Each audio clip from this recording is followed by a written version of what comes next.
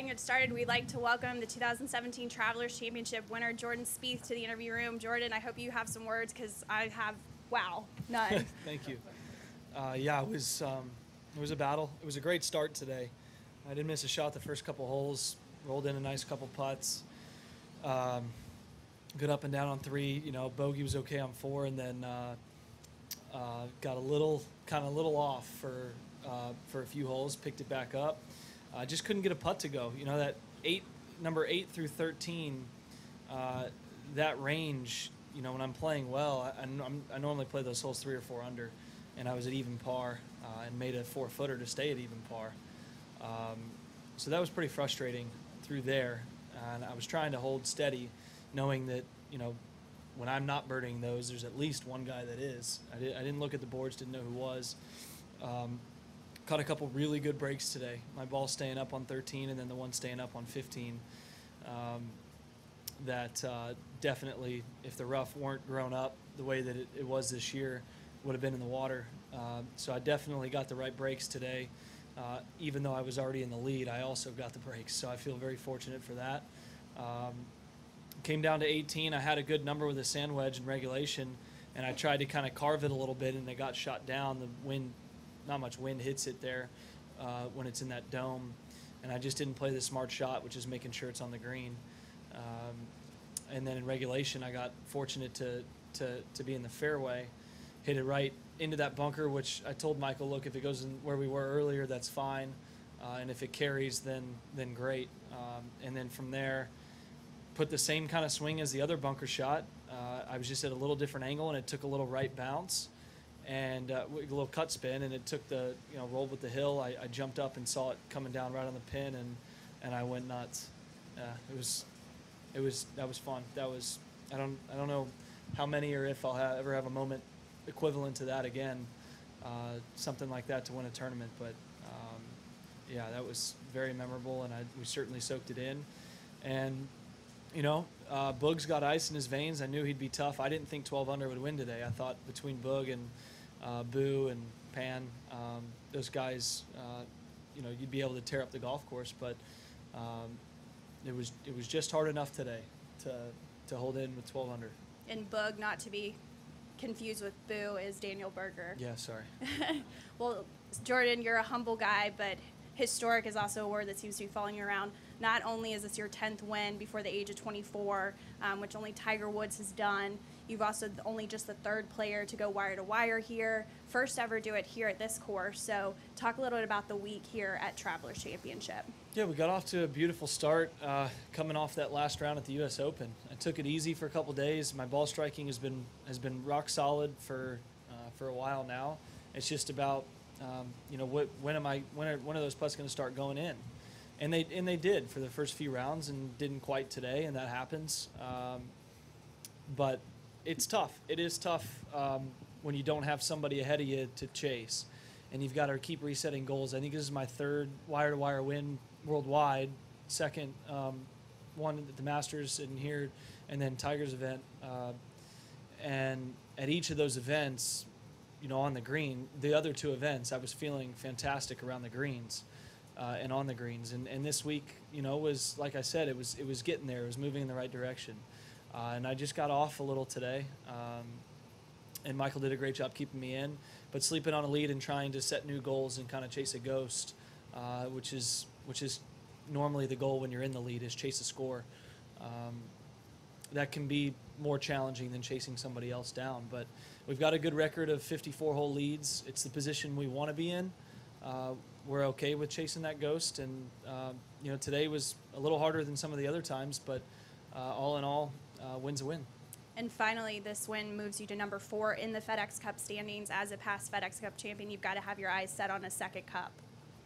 Yeah, sure. We were in a good position. I think we were 6 before this week, and with DJ, Justin, and Hideki being multiple winners, and Justin winning 3 times, Hideki with a WGC, and DJ with a couple of them, it's going to be hard to overtake those guys unless it's a major WGC. So, again, I mean, we've been through the playoff position now and been in the top 10, I think, the last 4 years. So, if I, you know, obviously, the goal is to get to number one by the time you set foot on East Lake. That's your best opportunity to win the FedEx Cup. So in a great position at this time of the year. It's been a solid year, and we've got, what I look at the second half, given a couple majors and the FedEx Cup left to really grind for. I'm going to take a little break here, a little vacation time, and come back, work my butt off to try and grab a major championship. Great. All right, we'll start with questions. We'll go with Jason first. Jordan, obviously your first start at this event, but how much do you know about the history here, and specifically 10, 11 years ago when this was almost off the schedule, to where it's come to today? I don't know much. I don't, to be honest. I see the names on this trophy. That's about as much history as I know about this tournament. I think it might be, the second longest standing, something like that. But it's a special tournament. It's one that had a fantastic field this year. The strength of field was way up there. And that's always fun, but it's always fun to play a really fun golf course. And this really is a fun golf course. We had a good time playing it. You got a lot of, when it grinds you like that, I mean, that's why we play the game, is for the nerves, the tension. If we didn't feel it, we wouldn't be in contention. So there's positives to it, and I tried to embrace that today, even when it wasn't quite going well. But this is a special tournament. It's extremely well done. We are pampered here, and guys thoroughly enjoy coming to this tournament. I've never heard a bad thing said about it, and it was one of the very reasons why we're here. Taryn in the back. Jordan, I don't know if you know, but Justin Thomas tweeted that he wouldn't be surprised if you hold it from the bunker there at the playoff. Did he? So he called it. What do you think about that? I guess if you call something enough times, and every once in a while one of them goes in. But well, that's nice. At least I think this one had good speed going in. I've always taken some crap from my peers about the John Deere one potentially going off the green or into the water or whatever. I think this one went in with good speed. I'll have to see it later. So I've got that going for me. But that's funny that he called that. I'm sure if I missed it, he would have called Berger's putt, and he would have kept on going until someone actually made one of them. But it's cool that it worked out that way. Did you call it? Did you think no, I yourself was, that you were going to get it in? No, I knew that it was actually one of the easier bunker shots that you can have out here. If you chunk it, it kind of hits on the downslope and shoots there, and if you catch it solid, it'll hit into the upslope and check a little bit. And I saw that in regulation and knew that that was a good spot. But no, I mean, you never think those are necessarily going in. You're trying to make the right contact to get it somewhere in a 5-foot circle, which is, I think, my expectation on that. And then, wait and see what Daniel does and try and force another hole was what was going through my head. And then when it went in, I mean, that was a tremendous bonus. Cameron. Greller was sort of laughing about the reaction that you guys had crashing into each other. Yeah. How would you give the play-by-play on that? I think I left-handed through, which I am left-handed, but I think I tossed my wedge, not even like tomahawk, like from the shaft, tossed it in. I don't know if it was in the bunker or the rough or where it went.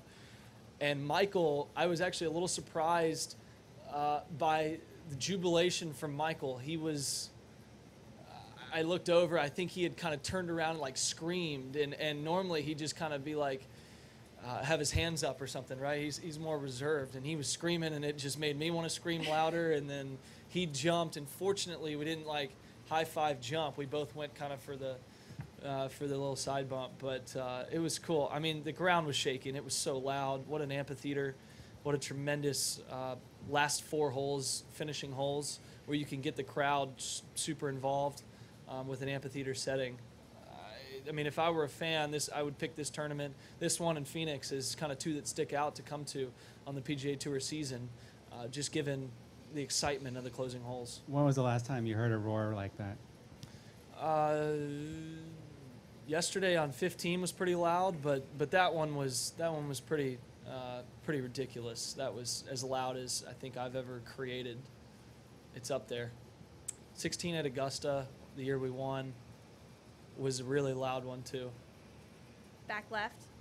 Do you have an explanation for why the golf course played so tough today? It wasn't the normal winds that we would think about weren't really here, and the course was a bit soft. Well, no, I don't. Like I said, I'm surprised 12 under 1. Especially after the first couple holes. I mean, I was rolling and thought we would get to 16, which was the goal. But other than, you really had to be in the fairways with where the pins were, minus a couple of them today. And I think, winds were up, then down, then up, then down. It was the normal wind. It was the winds that we experienced the first 2 days. And then yesterday was the opposite wind. But I am very surprised. And there were some scores at 6, 7 under today that went off a little earlier, but I don't think it was necessarily much easier other than Poana being better to putt on earlier in the morning. Adam. Jordan, we've already seen you do some amazing things, various hole outs in your career. Where does this one rank? This is probably the hole out at the John Deere and the meaning that had is probably first, and this is close behind. To win a golf tournament, that's, a shot that actually wins the golf tournament that's not a putt is something that not many people get to experience. I mean, there's got to be, a handful. But to kind of have one to get into a playoff that when I was a rookie that gave me full status and everything that propelled, that one will certainly, I remember it, I can see it right now from my angle, the shot going in at the John Deere. And then, I've got a new one that's pretty similar here. But, boy, I really wish that I didn't make it exciting. The goal was boring golf. Play the way we played the first couple holes, make a bunch of pars, maybe slip in another birdie or two, and cruise in, hit the green and 2-putt, walk off. Day's work's done. And I still wish I did it that way. But the way that it happened, sometimes you need a little fireworks. And next time, I'll still be going for the boring golf route. That'll be the goal. As someone who moderated your press conference at Pebble this year, I enjoyed this one a little more. Yeah, thank you. Yeah, no, I understand from maybe a fan perspective, but from mine, Pebble was ideal. But We'll go right it's here. cool. A couple cool wins this year on historic tournaments, and we've got a fun upcoming schedule. You seem surprised by the putt going in on 15 today also. Yeah, no, I definitely was. I hit it and I thought I did hit a good putt there where I wanted to, but at the halfway point I thought it was going to miss to the right. I didn't think it was breaking back at the end, and I could have stayed in it, but I'd been kind of walking out of putts the whole day, and I just kind of started walking, and it caught the lip, and it was one of those happy surprises. Bruce. Outside of at the John Deere, did that win outright? You didn't have to play. I was in there. a 5-hole playoff. 5-hole playoff. With 3 guys, 2 other guys. And who'd you beat in that one? David Hearn and Zach Johnson. Other than those, had you ever come close to anything like that before John Deere? Before the John Deere? Yeah. No, I hadn't been in a playoff on tour before that either. I think I've been in 6 now. I think we're 4-2, which is awesome. Again, it's not stress-free, but it's cool to have that record. One of them, the one that Patrick beat me on, was just bogus, though. He hit it out of bounds and the ball came back in. I'm still upset about that one, but we've created excitement in each playoff. Winning putt at Tampa, and the bunker shot, and then kind of punch through the trees to win the John Deere, and then obviously this one. I can't remember my 4th right now for some reason, but the other John Deere, both John Deere wins. But no, nothing that was necessarily similar before that, and obviously there and here are the most memorable ones. All right, far right.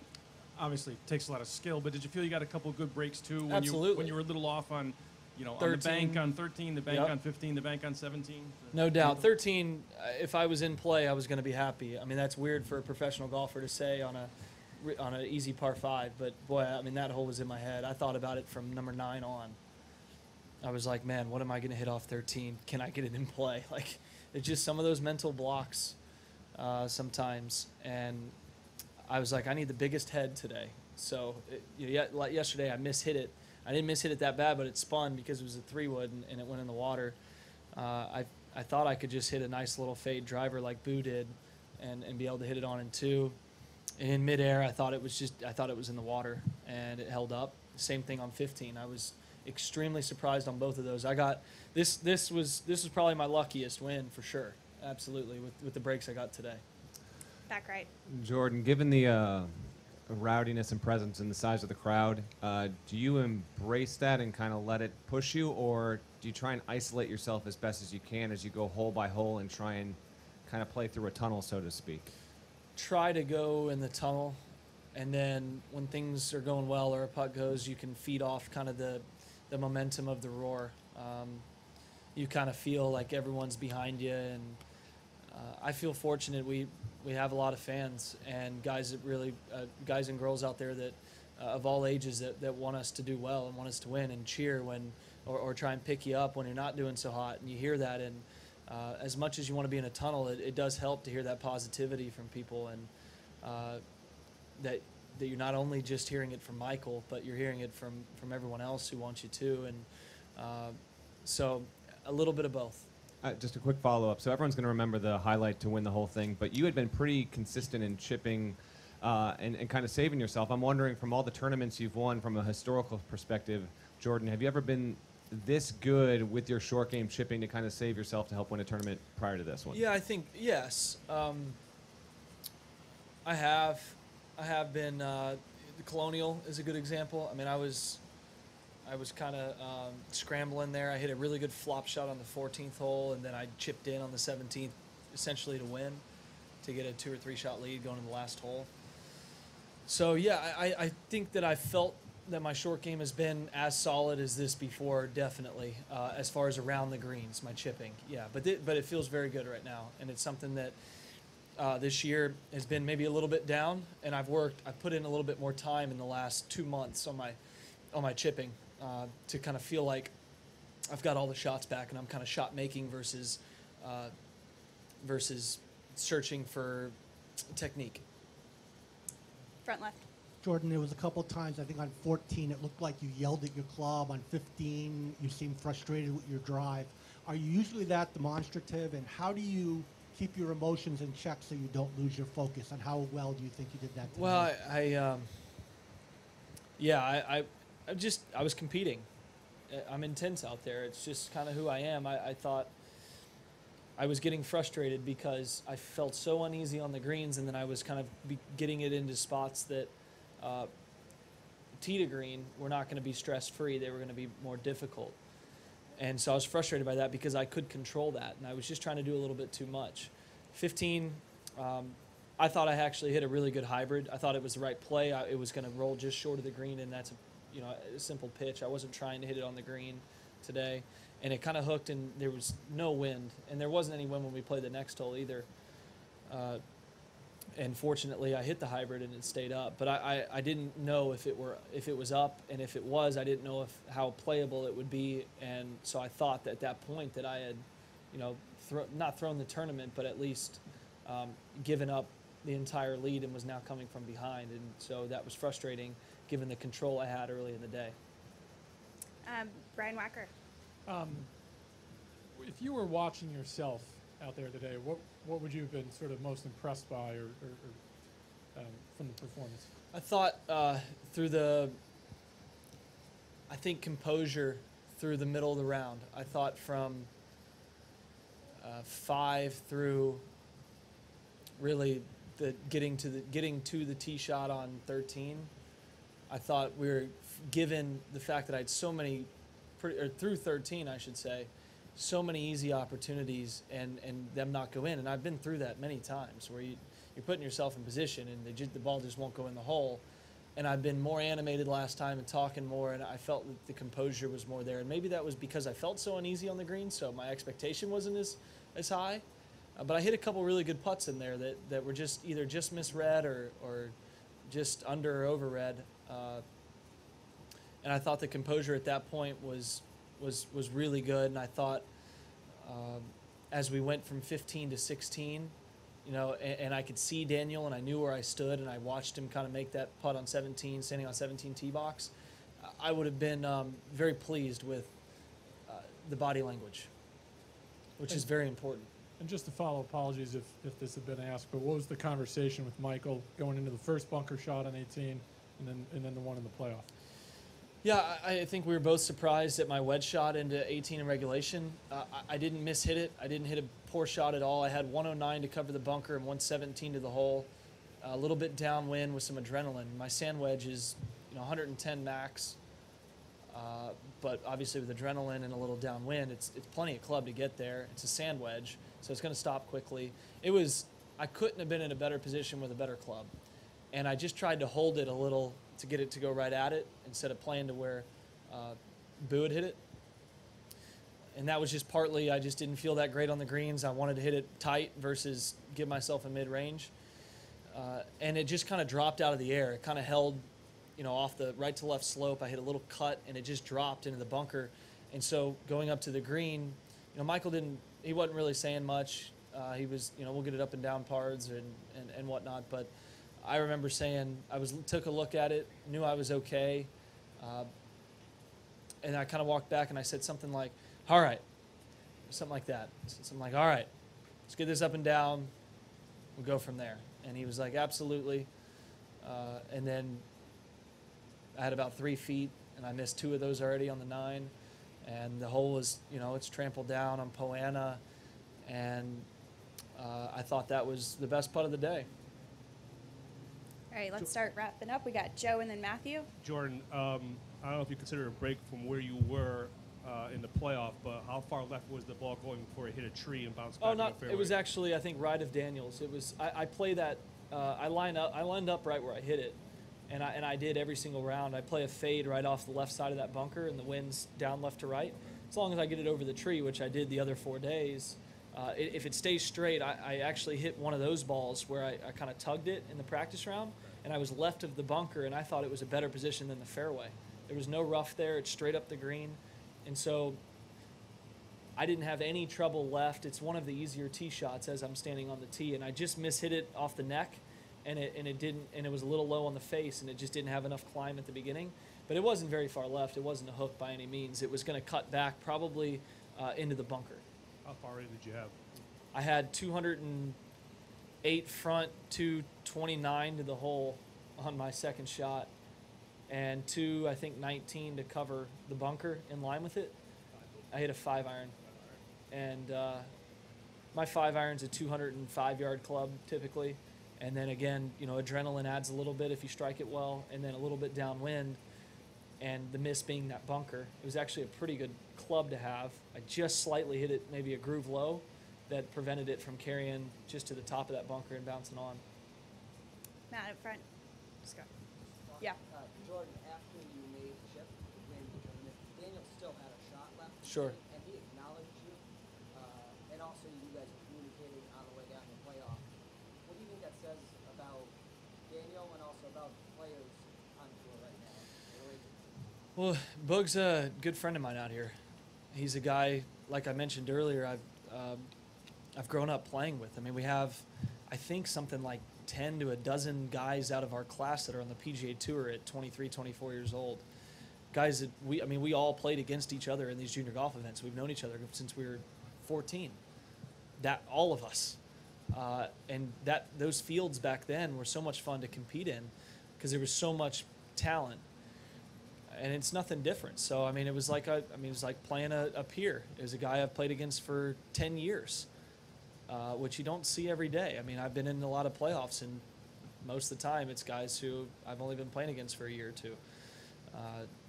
But yeah, to no surprise, he played well. What a phenomenal birdie he made on 17 when he knew he needed it, and a good up and down on 18, the same way we did in regulation.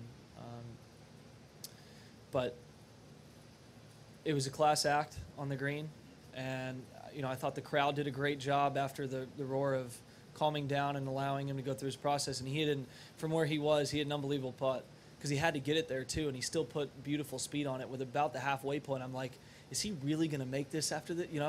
And which is just terrible for me to think because I was so much more out of position than he was. But at that point, I'm like, all right, nothing crazy, Daniel. I need this to be over now. And but yeah, he gave me a high five, said nice putt. Grant, his caddy, went over to him and kind of got in his face and was reading it, to kind of calm him down. Hey, put a good effort on this. It was certainly lucky, and he'll give me crap about the break off the tee and the bunker shot going forward. I fully expect it and fully deserve it. I didn't win it. I guess won it in style, but didn't win it the proper way for competing against a buddy. All right, and our final question, back in the right, Kevin. Jordan, you've won tournaments. You won the U.S. Open at 5 under. You've won tournaments at 10 under, 20 under. You won the Hyundai Tournament Champions at 30 under. What does it say to you that your game, you can win on so many different kinds of courses and so many different levels and scoring conditions? It's cool to look at the different places around the world that we've won and the differences in the golf courses and similarities as well. But I think we've won on very different golf courses. And, it says that that we add a little bit of belief that no matter where we go, we don't just say this course isn't for us. I don't believe we've said that anywhere, except for Doral. Doral wasn't a course for us. But I just don't carry the ball far enough with the driver. But now we're in Mexico City. But I think it's very cool, and it gives us confidence when we arrive at a place, especially a new place, to say, no matter what, we can, get accumulated quickly.